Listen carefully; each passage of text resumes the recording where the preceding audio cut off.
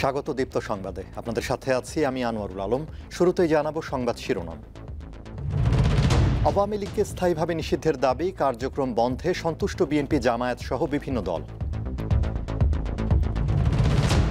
নির্বাহী আদেশের ফলে দীর্ঘমেয়াদে নয়, স্বল্প মেয়াদে ক্ষতি হবে আওয়ামী লীগের, মন্তব্য বিশ্লেষকদের। নতুন সংবিধানের আগে ৭২-এর সংবিধানে সংশোধনী আনা যেতে পারে বলছেন আইন উপদেষ্টা। ৩ মাসের মধ্যে পুঁজিবাজার সংস্কারে প্রধান উপদেষ্টার ৫টি নির্দেশনা আনা হচ্ছে বিদেশি বিশেষজ্ঞ।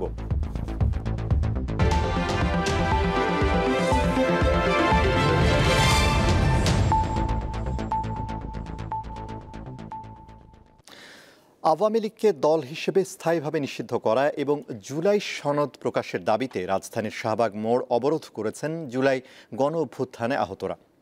সঙ্গে যোগ দেন তাদের স্বজনরা। রবিবার সকালে সেখানে অবস্থান নেন তারা। রাজধানীর শাহবাগ মোড় রবিবার সকালে জড়ো হন জুলাই গণ অভ্যুত্থানে আহত ও তাদের স্বজনরা। তাদের দাবি, আওয়ামী লীগের কার্যক্রম নিষিদ্ধ করলে চলবে না, দলটিকে পুরোপুরি নিষিদ্ধ এবং নিবন্ধন বাতিল করতে হবে। মিডিয়ার মাধ্যমে সারা বাংলাদেশের মানুষকে জানান যে এখন পর্যন্ত ফ্যাসিস্ট মুক্ত বাংলাদেশ আমরা করতে পারিনি। হাসনাত ভাইয়ের কাছে আমাদের আবেদন, আমাদের এই দাবিও তিনি এই আদায় করে দেওয়ার পরে আমাদেরকে সান্ত্বনা করে আমাদেরকে বিদায় দেবে। জুলাই সনদ ঘোষণা ও বাস্তবায়ন এবং অভ্যুত্থানে আহতদের সুচিকিৎসার দাবি জানান আন্দোলনকারীরা। আওয়ামী লীগকে চিরতরে নিষিদ্ধ করতে হবে, আওয়ামী লীগের প্রতীক নিষিদ্ধ করতে হবে, আওয়ামী লীগকে ব্যান্ড করতে হবে, জুলাইয়ের ছাত্রদেরকে নিবন্ধন, আওয়ামী লীগের নিবন্ধন বাতিল করতে হবে, জুলাই যোদ্ধাদেরকে স্বীকৃতি দিতে হবে। জুলাই আহতদের নিরাপত্তা এবং তাদের ক্ষতিগ্রস্ত হয়েছেন, এই ক্ষতিগ্রস্তদের তাদেরকে যাতে সঠিক তারা পায় এইটা দিতে হবে। দাবি আদায় না হলে সারা দেশের আহত ও শহীদ পরিবারের সদস্যদের ঢাকায় এনে বড় আন্দোলন গড়ে তোলার হুঁশিয়ারি দেন আহত ও তাদের স্বজনরা। মাহিদুর রহমান, দীপ্ত সংবাদ, ঢাকা। আওয়ামী লীগের কার্যক্রম নিষিদ্ধের নির্বাহী আদেশকে স্বাগত জানিয়েছে বিএনপি, জামায়াত সহ বিভিন্ন রাজনৈতিক দল। এসব দলের নেতারা বলছেন, দেশের স্বাধীনতা ও সার্বভৌমত্ব রক্ষায় আওয়ামী লীগকে পুরোপুরি নিষিদ্ধ করা জরুরি।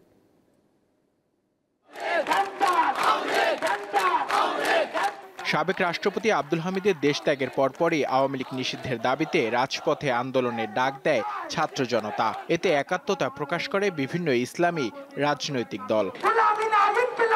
আওয়ামী লীগ নিষিদ্ধের দাবিতে ইসলামী দলগুলোকে রাজপথে দেখা গেলেও ছিল না বিএনপি। তবে উপদেষ্টা পরিষদের সিদ্ধান্তের পর স্বাগত জানিয়েছে দলটি। এই ঘোষণা দেওয়ার জন্য আমরা স্বাগত জানাই এই সরকারের এই পদক্ষেপকে। এটা একটা মাফিয়া পার্টি, এটা একটা মাফিয়া শক্তি, এটা একটা ফেসিবাদী দল। সুতরাং রাজনৈতিক দলের কোনো তকমা দিতে চাই না। আওয়ামী লীগের ডিএনএতেই গণতন্ত্র নাই। জামায়াত বলছে, গত ১৫ বছরে যারা আওয়ামী লীগকে ফ্যাসিবাদী হতে সাহায্য করেছে তাদেরকেও নিষিদ্ধের পাশাপাশি আইনের আওতায় আনতে হবে। আওয়ামী লীগের বিচারের মাধ্যমেও তাদের নিষিদ্ধ হবে, আবার নির্বাহী আদেশেও তাদের এখন কার্যক্রমগুলো নিষিদ্ধ করেই তাদেরকে জনগণের থেকে তাদেরকে আলাদা করে ফেলতে হবে। নৈতিকভাবে তারা শেষ হয়ে গেছে, আর আইনি প্রক্রিয়ায় এখন তাদেরকে শেষ করে দেওয়া হয়েছে। এখন যদি কেউ কোনোভাবে তাদেরকে প্রমোট করার বা তাদের ইনক্লুসিভ কথা বলে তাদেরকে সামনে নিয়ে আসার কেউ চিন্তা করে, তাহলে জনগণ এটা তারাই সিদ্ধান্ত নেবে এবং তাদেরকেও ওই আওয়ামী ফ্যাসিস্টদের কাতারে দাঁড় করে তাদেরকে মোকাবেলা করবে। ইসলামী আন্দোলন বাংলাদেশ বলছে, কোনো রাজনৈতিক দলকে নিষিদ্ধ করার পক্ষে নয় তারা। তবে আওয়ামী লীগ আদৌ কোনো রাজনৈতিক দল ছিল কিনা তা নিয়ে প্রশ্ন তুলেছেন দলটির নেতারা। তারা গণহত্যার সাথে জড়িত না, তারা গুম খুমের সাথে জড়িত না, এটা যদি আদালতে প্রমাণ করতে পারে তাহলে আসবে, তারা রাজনীতিতে আসবে, আমাদের তো কোনো আপত্তি নাই। কিন্তু সেটা প্রমাণিত হইতে হবে সুষ্ঠু নিরপেক্ষ বিচারের মাধ্যমে। গণ অধিকার পরিষদ বলছে, নির্বাহী আদেশে আওয়ামী লীগের কার্যক্রম নিষিদ্ধ করা প্রাথমিক বিজয়। পুরোপুরি নিষিদ্ধ না করা পর্যন্ত আন্দোলন চালিয়ে যেতে হবে। আওয়ামী লীগের বিষয়ে যদি চূড়ান্ত সিদ্ধান্ত না নেওয়া যায়, এটি যদি ঝুলিয়ে রাখা হয়, সেটি আমাদের গলার কাটা হবে এবং সেটি ভবিষ্যতে দেশের স্বাধীনতা সার্বভৌমত্বের জন্য একটি সংকট তৈরি করবে। এসব রাজনৈতিক দলের নেতারা বলছেন, দেশের স্বাধীনতা ও সার্বভৌমত্ব রক্ষায় আওয়ামী লীগকে পুরোপুরি নিষিদ্ধ করা জরুরি। নূর আলম, দীপ্ত সংবাদ, ঢাকা। নির্বাহী আদেশে আওয়ামী লীগের কার্যক্রম নিষিদ্ধকে সমর্থন করলেও বিচারের মাধ্যমে হলে ভালো হতো বলে মনে করেন রাজনৈতিক বিশ্লেষকরা। অতীতে রাজনৈতিক দল নিষিদ্ধের নজির দেশে রয়েছে জানিয়ে তারা বলছেন, কার্যক্রম নিষিদ্ধের কারণে দীর্ঘমেয়াদে নয়, স্বল্প মেয়াদে ক্ষতির মুখে পড়বে আওয়ামী লীগ। জুলাই আগস্ট গণ অভ্যুত্থান ঠেকাতে কঠোর অবস্থান নিয়ে টিকে থাকার চেষ্টা চালায় বিগত আওয়ামী লীগ সরকার। আন্দোলনে প্রায় ১৪০০ মানুষ হত্যার শিকার হয় বলে অভিযোগ রয়েছে। আহতের সংখ্যা আরও বেশি। এসব কর্মকাণ্ডে জড়িত থাকার দায়ে সন্ত্রাসী আখ্যা দিয়ে এর আগে ছাত্রলীগ নিষিদ্ধ করে সরকার। সবশেষ গত শনিবার আন্দোলনের মুখে সরকার নির্বাহী আদেশে আওয়ামী লীগের কার্যক্রম নিষিদ্ধ করে। বিষয়টি কিভাবে দেখছেন এমন প্রশ্নে ঢাকা বিশ্ববিদ্যালয়ের এই শিক্ষক জানান, অতীতে একাধিক রাজনৈতিক দল নিষিদ্ধের নজির দেশে রয়েছে। আপাতত আওয়ামী লীগের কার্যক্রম নিষিদ্ধের সিদ্ধান্ত সময় উপযোগী বলে মনে করেন তিনি। নির্বাহী আদেশের মাধ্যমে কোনো রাজনৈতিক দল বা কারোর উপর নিষেধাজ্ঞা আরোপ করা হয়, সেটি এক ধরনের প্রশ্নবিদ্ধ অবস্থানে থাকে। তবে আমি মনে করি সরকার এখন যে সিদ্ধান্তটি নিয়েছে এবং বিচারিক প্রক্রিয়ার মধ্য দিয়ে যদি আওয়ামী লীগ দোষী সাব্যস্ত হয়, তার বিরুদ্ধে যখন চূড়ান্ত সিদ্ধান্ত যদি নেওয়া হয় এবং সেটি হবে অনেক বেশি গ্রহণযোগ্য। দল হিসেবে তাদের কিছু সমর্থক আছেন। নিষেধাজ্ঞার ফলে তাদের রাতারাতি তারা বিলীন হয়ে যাবেন এরকম না। অনুকূল পরিস্থিতিতে তারা আবার ঘুরে দাঁড়াবেন কিনা এটা সময়ে বলবে। কোনো রাজনৈতিক দল নিষিদ্ধ করা হলে তার প্রভাব সম্পর্কে ব্যাখ্যা দেন রাষ্ট্রবিজ্ঞান বিভাগের এই শিক্ষক। আওয়ামী লীগের নেতা কর্মী এরা তো থাকবেই বাংলাদেশে, সমর্থকরাও থাকে। তখন তারা নিজেদের মধ্যে যোগাযোগ বাড়ে। যখন একটা দলকে আপনি করেন, নিষিদ্ধ করেন, যোগাযোগ বাড়ে এবং তখন তাদের মধ্যে অন্য ধরনের সলিডারিটি তৈরি হয়। তখন তারা মনে করে যে আমাদেরকে অন্যায়ভাবে এটা করা হয়েছে। তারা জানান, জুলাই আগস্টে সারা দেশে সংগঠিত অপরাধের গুরুত্ব বিবেচনায় আন্তর্জাতিক অপরাধ ট্রাইব্যুনালের বিচারে কঠিন চ্যালেঞ্জের মুখে পড়বে আওয়ামী লীগ। আজিজুল ইসলাম, দীপ্ত সংবাদ, ঢাকা। আওয়ামী লীগের কার্যক্রম নিষিদ্ধের গেজেট প্রকাশের পর দলটির নিবন্ধনের বিষয়ে সিদ্ধান্ত নেওয়া হবে বলে জানিয়েছেন প্রধান নির্বাচন কমিশনার এএমএম নাসির উদ্দিন। রবিবার তিনি সাংবাদিকদের একথা জানান। সিইসি বলেন, বাংলাদেশের স্পিরিট বুঝেই সিদ্ধান্ত নেওয়া হবে। আগামীকাল গেজেট হলে কালই সিদ্ধান্ত হবে বলে জানান তিনি। আওয়ামী লীগের রাজনীতি নিষিদ্ধের দাবিতে ছাত্র জনতার আন্দোলনের মুখে গত রাতে দলটির কার্যক্রম নিষিদ্ধ করার সিদ্ধান্ত নেয় অন্তর্বর্তী সরকারের উপদেষ্টা পরিষদ।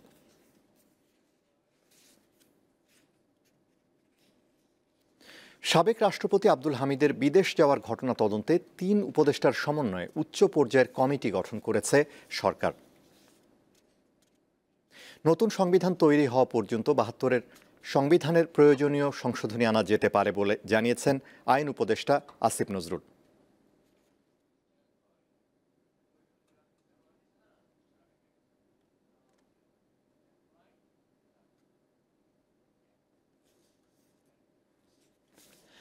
নতুন সংবিধান তৈরি হওয়া পর্যন্ত ৭২-এর সংবিধানের প্রয়োজনীয় সংশোধনী আনা যেতে পারে বলে জানিয়েছেন আইন উপদেষ্টা আসিফ নজরুল। রবিবার রাজধানীতে এক আলোচনা সভায় তিনি কথা জানান। এতে বিএনপি নেতা সালাউদ্দিন আহমেদ বলেন, শিগগিরই নির্বাচনী রোডম্যাপ ঘোষণা না করলে আবারও বিব্রতকর পরিস্থিতি তৈরি হতে পারে।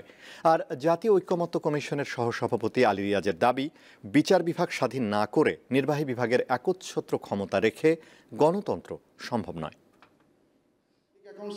রাষ্ট্রের গণতান্ত্রিক কাঠামো সংস্কারে নাগরিক উদ্যোগ, নাগরিক কোয়ালিশন ও সংবিধান সংস্কারে নাগরিক জোটের ৭ প্রস্তাবের ওপর রোববার রাজধানীর মাতৃভাষা ইনস্টিটিউটে আলোচনা সভা অনুষ্ঠিত হয়। সভায় অংশ নেওয়া নির্বাচন বিশ্লেষক, রাজনৈতিক দল, বিশেষজ্ঞ ও সুশীল সমাজের প্রতিনিধিরা সুষ্ঠু নির্বাচন ও সংবিধান সংস্কারের গুরুত্বপূর্ণ দিক তুলে ধরেন। এটা হচ্ছে আমাদের ৫ নম্বর দফা। সংবিধানের মৌলিক সংস্কারের জন্য গণপরিষদের প্রয়োজনীয়তা নিয়ে রাজনৈতিক দলের প্রতিনিধিরা নিজেদের বক্তব্য তুলে ধরেন। জনগণের সম্মতি এবং অনুমোদনের ভিত্তিতে তার গঠিত একটা কনস্টিটিউশন রিফর্ম অ্যাসেম্বলি এইটাকে প্রণয়ন করবে। সংবিধানের মৌলিক সংস্কারগুলো করার জন্যই আসলে আপনাকে জনগণের ম্যান্ডেট লাগবে। সংবিধান নতুন প্রণয়নের ক্ষেত্রে সেটা গণপরিষদ ঠিক আছে। পৃথিবীর বিভিন্ন দেশে স্বাধীনতা পরবর্তীকালে অথবা ন্যাশনাল স্টেট হিসেবে স্বীকৃতি পাওয়ার পরে মরাদরা হলেও তো একটা সংবিধান আছে। সেই সংবিধান রোগাক্রান্ত হয়েছে, সেই সংবিধান দলীয়করণ করা হয়েছে। সেই জন্যই তো আমরা এতগুলো সংস্কার কমিশন গঠনের মধ্য দিয়ে সংস্কার প্রস্তাবের জাতীয় ঐকমত্য সৃষ্টির মধ্য দিয়ে একটা জায়গায় আসতে চাচ্ছি। জাতীয় ঐক্যমত্য কমিশনের সহসভাপতি আলী রিয়াজ বলেন, শুধু বর্তমান পরিস্থিতি বিবেচনা করে ভবিষ্যৎ বাংলাদেশ নির্মাণ করা যাবে না। রাষ্ট্রীয় নিরাপত্তা নামে প্রতিষ্ঠিত পরিচালিত সিকিউরিটি এজেন্সিস, নিরাপত্তা সংস্থাগুলো, আপনি এই সংস্থাগুলোকে সংস্কার কার্যক্রমের বাইরে রেখে বাংলাদেশের গণতন্ত্র প্রতিষ্ঠা করবেন, মানুষের অধিকার প্রতিষ্ঠা করবেন, বাকস্বাধীনতা প্রতিষ্ঠা করবেন, সেটি আশা করা খুবই কঠিন। বিচার বিভাগকে সম্পূর্ণভাবে করতলগত করে যেভাবে ব্যবহার করা হয়েছে তার পথটা সংবিধানের মধ্যেই ছিল এবং সেটাকে অতিরিক্তভাবে ব্যবহার করা হয়েছে। সংবিধান সংশোধনের পাশাপাশি প্রধানমন্ত্রী 2 মেয়াদ রাখাই স্বৈরতন্ত্র মোকাবেলার জন্য যথেষ্ট নয় বলে মন্তব্য করেন আইন উপদেষ্টা। নতুন সংবিধান প্রণীত না হওয়া পর্যন্ত বর্তমান যে সংসদ থাকবে, যে সংসদটা সংবিধান পরিষদ যখন সংসদ হিসেবে কাজ করবে, সে 72 সংবিধানে প্রয়োজনীয় অ্যামেন্ডমেন্টগুলো করে ফেলবে। 2 মেয়াদ শুধুমাত্র 2 মেয়াদ সলিউশন না, সবচেয়ে ইম্পর্টেন্ট একটা জিনিস প্রধানমন্ত্রী ক্ষমতাটা কমায় দেন। তিনি জানান, জুলাই সনদ সংবিধানে যুক্ত করার বিষয়ে গুরুত্ব দেওয়া হচ্ছে। এটা এত সহজ হবে না। স্বস্তিকা সিংহ, দীপ্ত সংবাদ, ঢাকা। স্বার্থান্বেষী মহলের কারসাজি ঠেকাতে বিদেশি বিশেষজ্ঞদের নিয়ে এসে 3 মাসের মধ্যে পুঁজিবাজার সংস্কার করার নির্দেশনা দিয়েছেন প্রধান উপদেষ্টা ডক্টর মোহাম্মদ ইউনূস। রবিবার পুঁজিবাজার সংশ্লিষ্টদের সঙ্গে বৈঠকে বাজার উন্নয়নে তিনি 5টি নির্দেশনা দেন। দেশের শেয়ার বাজারের সূচক আর শেয়ারের অব্যাহত দরপতনে ক্ষতির মুখে পড়ছেন ক্ষুদ্র ও মাঝারি বিনিয়োগকারীরা। এ অবস্থায় রবিবার পুঁজিবাজার পরিস্থিতি উন্নয়নে অর্থ উপদেষ্টা সালেউদ্দিন আহমেদ, প্রধান উপদেষ্টার অর্থ মন্ত্রণালয় সম্পর্কিত বিশেষ সহকারী আনিসুজ্জামান চৌধুরী এবং Bangladesh security and exchange commission BSEC এর চেয়ারম্যান খন্দকার রাশেদ মাকসুদকে নিয়ে বৈঠক করেন প্রধান উপদেষ্টা ডক্টর মোহাম্মদ ইউনূস। বৈঠকে পুঁজিবাজার পরিস্থিতি উন্নয়নে 5টি নির্দেশনা দেন প্রধান উপদেষ্টা।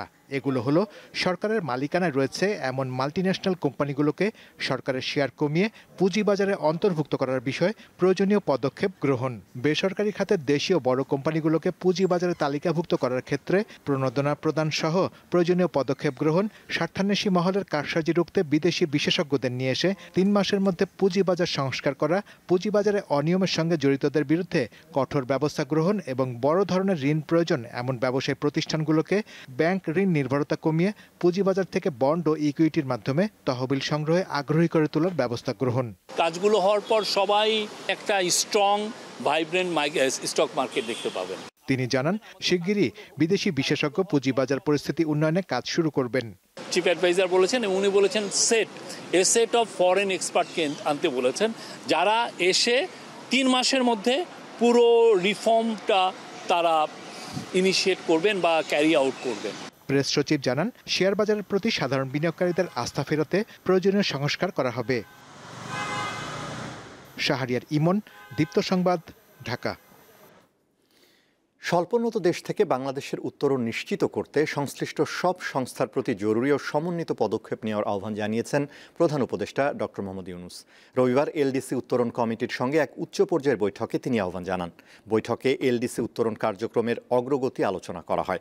প্রধান উপদেষ্টা প্রাতিষ্ঠানিক প্রস্তুতির উপর গুরুত্ব আরোপ করে সব অংশীজনকে একত্রে কাজ করার আহ্বান জানান। বৈঠকে এলডিসি উত্তরণ কমিটি 5টি অগ্রাধিকারমূলক পদক্ষেপ চিহ্নিত করে জরুরি ভিত্তিতে সম্পন্ন করার পরামর্শ দেন।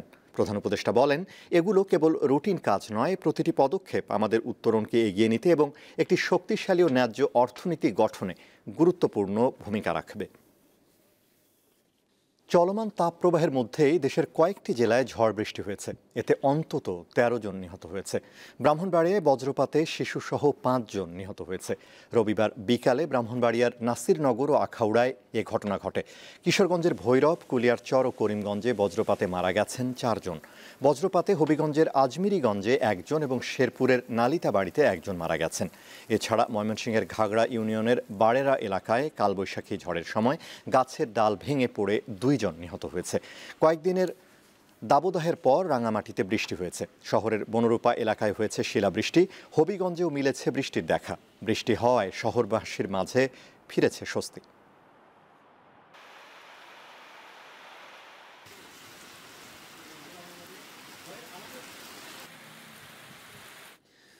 নানা কর্মসূচিতে বুদ্ধ পূর্ণিমা উদযাপন করেছেন বৌদ্ধ ধর্মাবলম্বীরা। এতে দেশ ও জাতির মঙ্গল কামনায় প্রার্থনা করা হয়।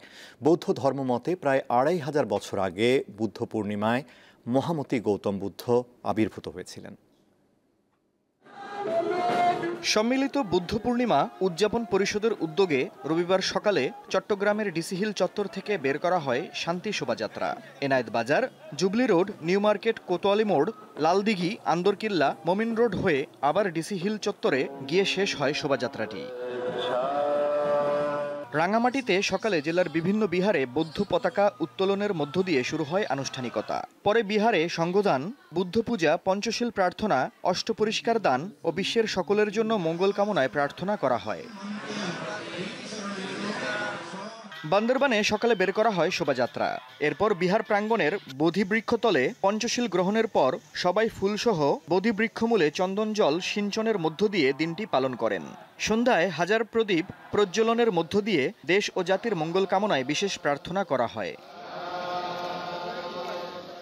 পটুয়াখালীর কুয়াকাটায় শ্রীমঙ্গল বৌদ্ধবিহারে সকাল থেকেই নতুন পোশাকে সজ্জিত হয়ে সমবেত হন উপকূলের শত শত রাখাইন নরনারী। পরে বুদ্ধ পূজা, পঞ্চশীল, অষ্টশীল গ্রহণ, সূত্রপাঠ, সূত্রশ্রবণ ও সমবেত প্রার্থনা হয়। আমরা একে অপর থেকে দুঃখ মুক্তি হয়ে যেন সকলের সুখী শান্তিতে এভাবে বসবাস করতে পারি, এটাই আমরা আমাদের কর্মের উপর আমরা প্রার্থনা করে থাকি। খাগড়াছড়িতে সকাল থেকে জংড বৌদ্ধবিহারে মঙ্গল সূত্রপাঠ, বুদ্ধ পতাকা উত্তোলন, বোধিবৃক্ষমূলে মৈত্রী পানি বর্ষণ সহ নানা আয়োজন করা হয়। বিভিন্ন বিহারে শান্তি ও মঙ্গল কামনা করা হয়। আফরিদ হাসান, দীপ্ত বার্তাকক্ষ। গৌতম বুদ্ধের জন্ম, বোধিজ্ঞান ও মহাপরিনির্বাণ লাভের স্মৃতি বিজড়িত দিনে ঢাকার বাসাবোতে ধর্মরাজি বৌদ্ধ মহাবিহারে আয়োজন করা হয় আলোচনা অনুষ্ঠানের। রবিবার বিকা অনুষ্ঠিত বুদ্ধ পূর্ণিমার তাৎপর্য এবং বৌদ্ধ ধর্ম ও মানবতা শীর্ষক এই অনুষ্ঠানে অংশ নেন মহিলা ও শিশু বিষয়ক মন্ত্রণালয়ের উপদেষ্টা শারমিন এস মুর্শিদ। তিনি বলেন, গৌতম বুদ্ধ শান্তি ও সৌন্দর্যের প্রতীক। তার শিক্ষা মানবতার পথে আমাদের আলোকিত করে। অনুষ্ঠানে ছিল ধর্মীয় আলোচনা, প্রার্থনা ও সাংস্কৃতিক পরিবেশনা। আয়োজকরা বলেন, এদিনে শুধু ধর্ম নয়, মানবিক মূল্যবোধ ও সহানুভূতির চর্চা হয়। দিনব্যাপী বিহারের শান্ত পরিবেশে প্রার্থনায় অংশ নেন বৌদ্ধ সম্প্রদায়ের ভক্তরা।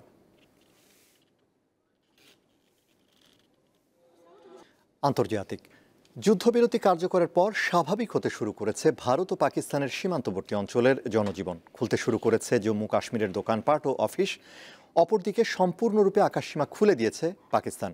বিশেষজ্ঞরা বলছেন, যুদ্ধবিরতি কার্যকর হলেও সিন্ধুর পানি চুক্তি নিয়ে সুরাহা না হলে আবারও পরিস্থিতির অবনতি হতে পারে। যুক্তরাষ্ট্রের মধ্যস্থতায় যুদ্ধবিরতিতে রাজি হয়েছে ভারত ও পাকিস্তান।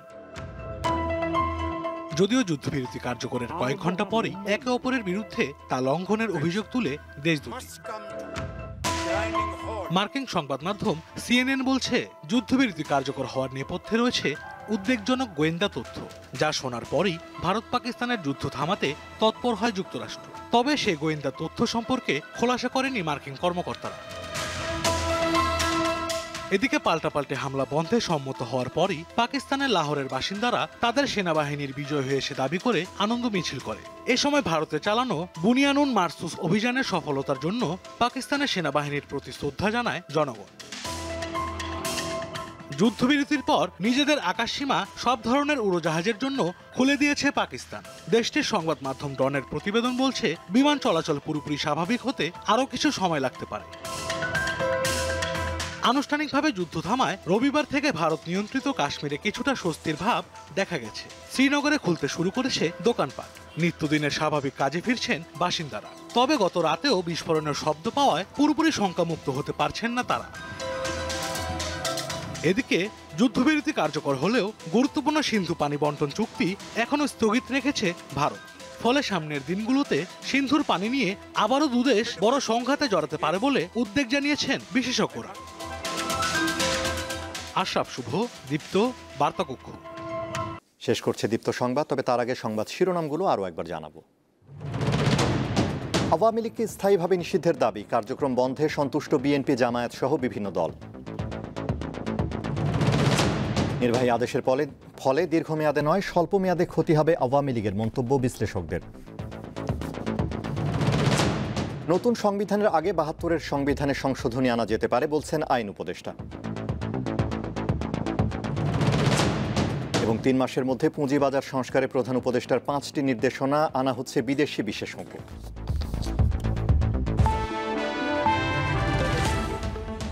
এই ছিল এখনকার মতো। এছাড়া আরও তথ্য বিনোদনের খবর পেতে যুক্ত থাকুন দীপ্তর ডিজিটাল প্ল্যাটফর্মগুলোতে। ধন্যবাদ।